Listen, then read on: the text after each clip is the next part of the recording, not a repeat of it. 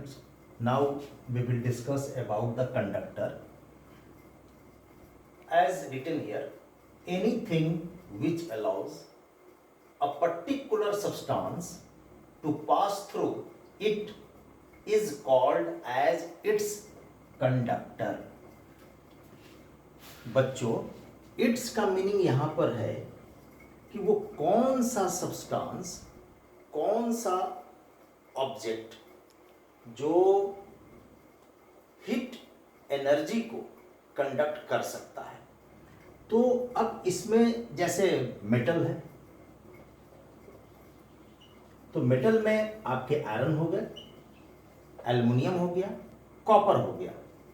तो ये एल्युमिनियम हो गया और कॉपर हो गया, आयरन हो गया, जो बहुत कॉमन हमारे घर में इस्तेमाल होता है।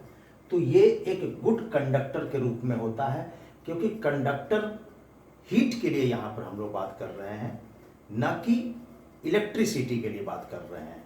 तो हीट का कंडक्शन के लिए ये metal, iron and copper and aluminium ये बेस्ट हीट कंडक्टर होते हैं। साथ ही साथ अगर हम बैड कंडक्टर की बात करें तो बैड कंडक्टर में प्लास्टिक एंड रबर होगा।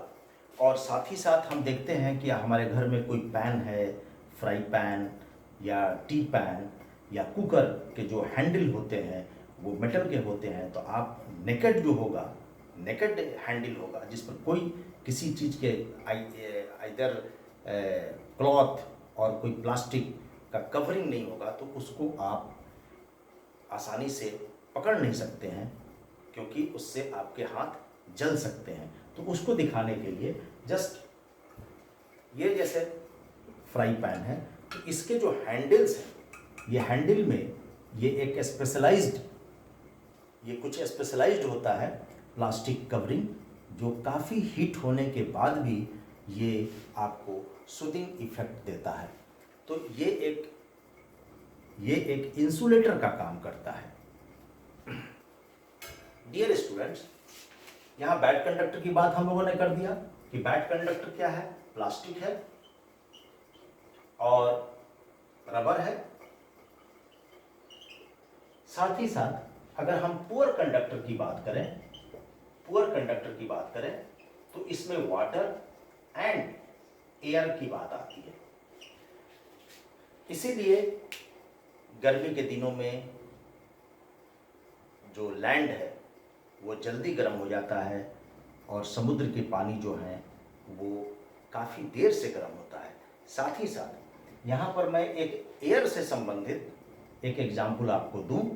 जैसे गर्मी के दिनों में जो आपने हट देखे होंगे, झोपड़ी नुमा घर देखे होंगे जो पुअर पीपल के होते हैं, तो ऊपर के जो रूफ होते हैं, जो जिसको आप खपड़ा बोलते हैं, हट बोलते हैं, जो इस ढंग से डायगोनल होता है, वो स्ट्रॉ के बने होते हैं, बैम्बूज के बने होते हैं। और एक एलिफेंट ग्रास लंबे लंबे, जिसको झलासी बोलते हैं हिंदी में, उससे वो बुना हुआ होता है। वो बाहर के टेम्परेचर से जो गर्म हवाएं हैं उसको अंदर आने नहीं देता, और रूम के अंदर जो कूल एयर है उसको बाहर नहीं जाने देता। साथ ही साथ जो वॉल होते हैं, झोपड़ी के जो वॉल होते हैं या मिट्टी के घरों के जो दीवार होते हैं, वो मिट्टी जो मड होता है, सॉइल मड के बीच में बैम्बू एंड एलिफेंट ग्रास, जिसको झलासी बोलते हैं, वो पेस्ट किया हुआ होता है। वो भी प्रोटेक्ट करता है बाहर के गर्म हवा को अंदर आने के लिए। इसी संदर्भ में मैं आपको एक एग्जाम्पल और दे रहा हूँ, जो आपके एनसीईआरटी बुक के लास्ट पैराग्राफ पर है, कि जैसे जाड़े के दिनों में एक लेयर का कंबल और कुछ कंबल 2 लेयर के आते हैं, तो बेस्ट कौन होगा यूज करने के लिए? तो 2 लेयर का। सिंगल लेयर का जो ब्लैंकेट है वो काफ़ी अच्छा नहीं होता, और जो डबल लेयर का है वो बेस्ट होगा टू यूज इन विंटर, क्योंकि इन दोनों लेयर के बीच में एयर का एक गैप बन जाएगा, एयर का एक लेयर बन जाएगा, और ये लेयर बाहर के लो टेम्परेचर को, जो चिलिंग इफेक्ट है, उसको अंदर नहीं आने देगा, और अंदर में आपके बॉडी का जो 37 डिग्री सेल्सियस का जो टेम्परेचर मेंटेन होता है वो बाहर नहीं जाने देगा।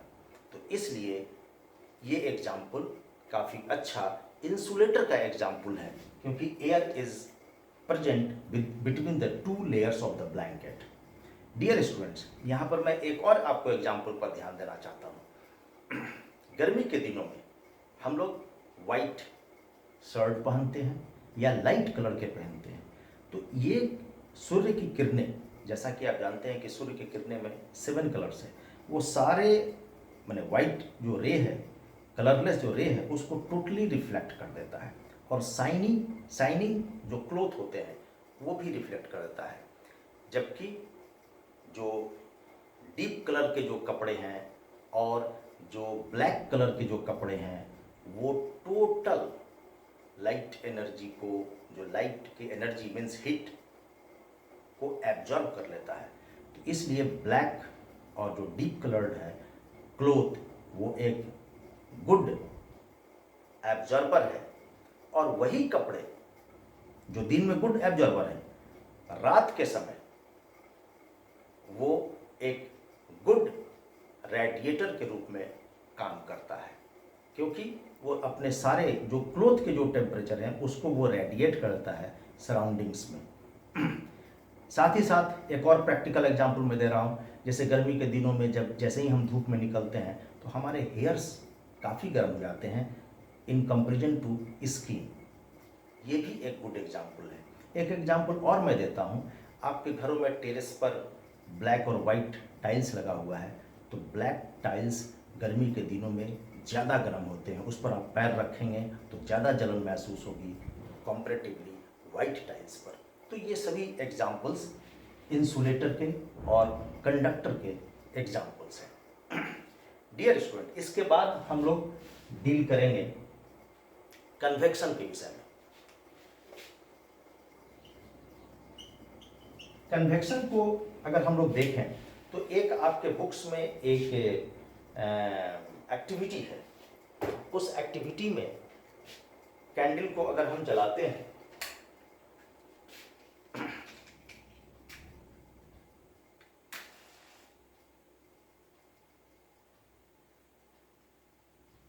ये कैंडल जल गई। अगर इस कैंडल के फ्लेम के ऊपर हम ऐसे हाथ रखते हैं, तो यहाँ पर मैं रखा हूँ तो इसकी जो टेम्परेचर है, जो हीटिंग इफेक्ट है, ये यहाँ तक कम आ रही है और ये सूदिंग फीलिंग हो रहा है। लेकिन जैसे जैसे हम हाथ को नीचे ला रहे हैं, मेरे स्किन पर अब टेम्परेचर का इफेक्ट हो रहा है, मीन्स हीटिंग का इफेक्ट हो रहा है, हीट का इफेक्ट हो रहा है, जो हीट एनर्जी है उसकी इफेक्ट हो रही है। तो ये बीच में एयर है, तो this air is the warm air and which is touching my hand skin and giving the heating effect. Dear students, इसी कंटेक्स्ट में आपके बुक्स में जो कन्वेक्शन के ही एग्जाम्पल्स हैं, sea bridge and land bridge.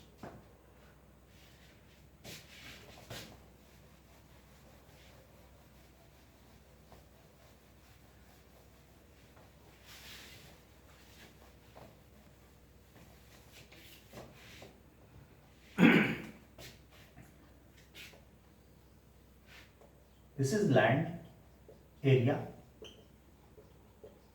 and this is the sea area.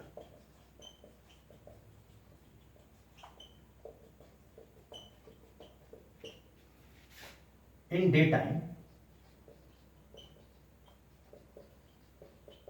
due to sunlight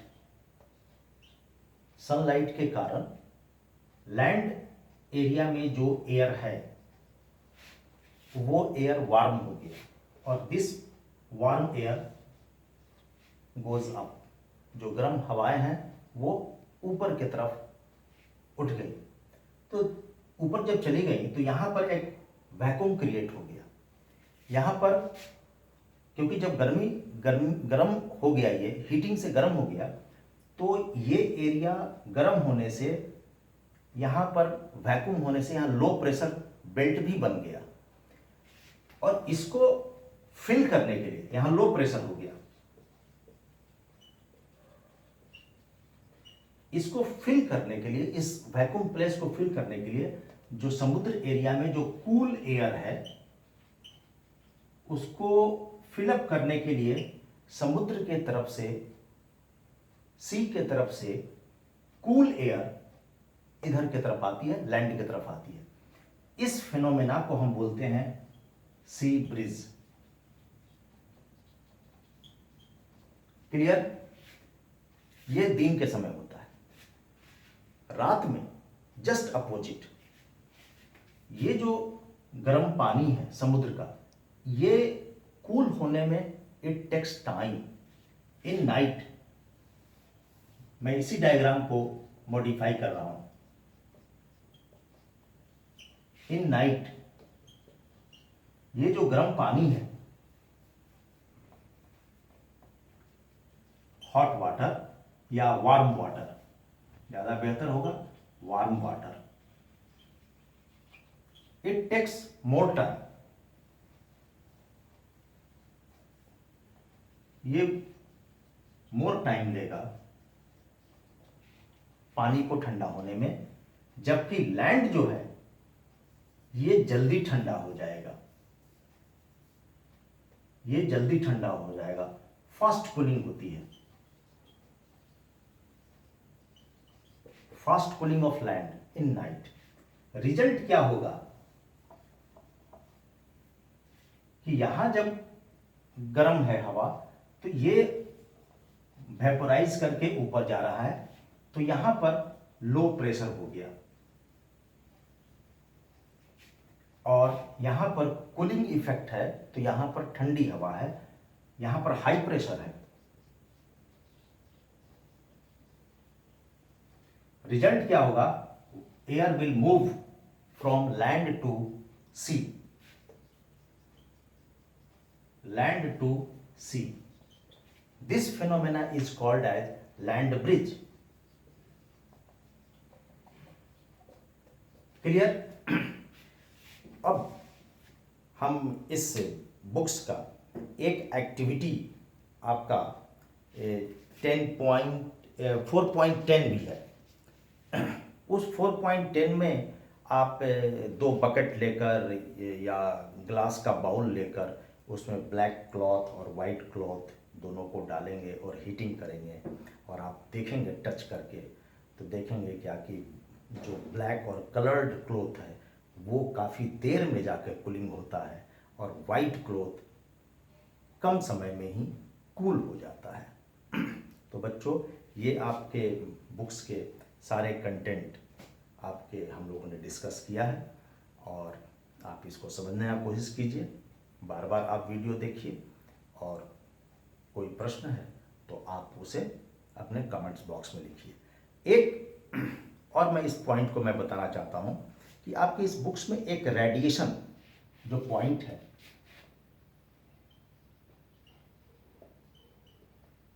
radiation का मतलब हो गया कि जो हीटिंग इफेक्ट है, हीट एनर्जी है, कहीं सोर्स से किसी दूसरे पॉइंट पर पहुंच रहा है। यानी कि ये सन टू अर्थ, सन टू अर्थ आ रहा है, तो यहां जो सन का जो लाइट एनर्जी है, तो सन से तो आपको लाइट एंड हीट दोनों मिलते हैं। तो सन में जो हीटिंग इफेक्ट होता है वो है न्यूक्लियर फ्यूजन, वो न्यूक्लियर फ्यूजन है।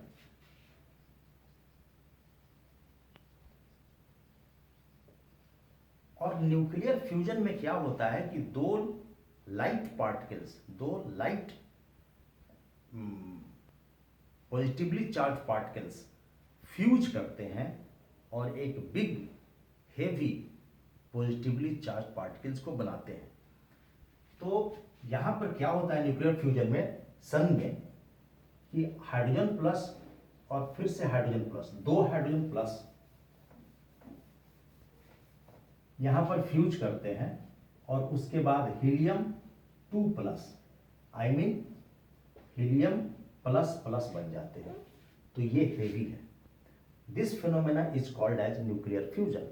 और जब ये होता है तो सन के कोर में, जो सन का कोर होता है, ये सूर्य की जो कोर है, सूर्य की जो कोर है मैंने बीच में, क्योंकि सन का जो कंपोजिशन है वो 3 लेयरों में है, कहीं कहीं 7 लेयरों में भी लिखता है, लेकिन हम 3 लेयर की बात करेंगे। तो जो कोर है, ये कोर, इस कोर में लगभग 15 मिलियन डिग्री सेल्सियस टेम्परेचर होता है। 15 मिलियन डिग्री सेल्सियस टेम्परेचर होता है, और ये temperature due to nuclear fusion वहाँ क्रिएट होता है, and that temperature moves from sun to earth, and in between, just above the strato layer, no air is present, that is the vacuum। तो light के लिए तो कोई medium की ज़रूरत है नहीं, और ये रेडिएशन से, जो ये न्यूक्लियर फ्यूजन का जो फेनोमेना है, उस फेनोमेना से ये मॉलिक्यूल्स कनेक्ट होकर अर्थ तक हीट पहुंचता है, यानी कि सन टू अर्थ जो हीट पहुंचता है वो रेडिएशन का फेनोमेना है। तो बच्चों, दैट्स ऑल इस वीडियो में, यहीं तक। और मुझे लगता है कि आपके एनसीईआरटी के सभी पॉइंट्स हम लोगों ने डिस्कस कर लिया है।